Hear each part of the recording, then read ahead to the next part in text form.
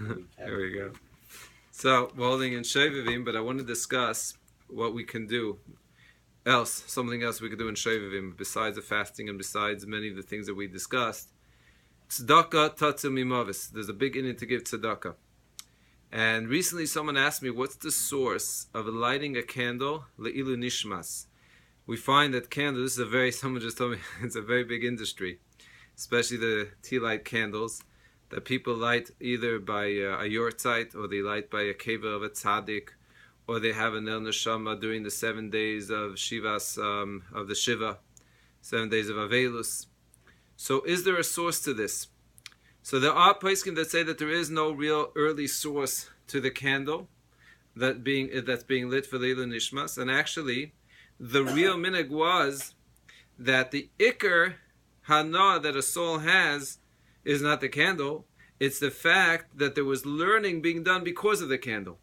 Which means that some poskim say, even today they write, that today since Shraga b'tahara mayhanele, which means to put tea light candles where there's electricity, beautiful electricity, fluorescent electricity, doesn't improve the lighting for the purpose of learning, the ikar really should be to go and give a check for the yeshiva, the shul that has the most learning, and by this, they're being mekayim, the real minhag.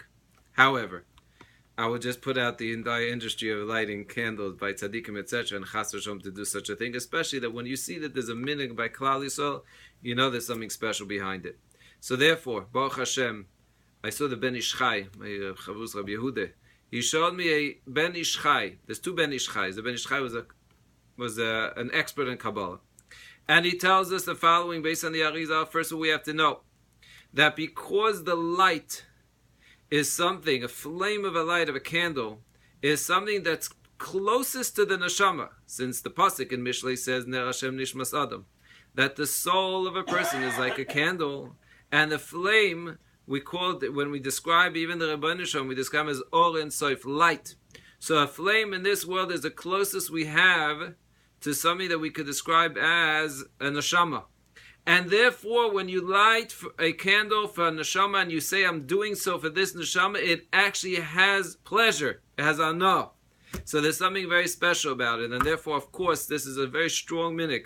On a deeper level, the Ben Ish Chai says that when you look at a flame, there are 5 colors to every flame, if you look carefully. That represents the 5 different parts of our neshama, which is Chaya Yechida, and then there's Nefesh, Ruach, and Neshama.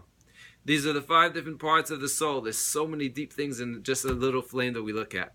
But especially since you have both aspects, so I suggest anytime a person is doing something Le'ilu Nishma, someone that was niftar, it's kedai to do both. It's kedai, first of all, yes, to do the minhag of lighting flames and lighting candles, but at the same time, it's very kedai, since there are those that say that the ikar really was to have lighting in order that people should learn Torah, and Torah is really oir, as the ikar light.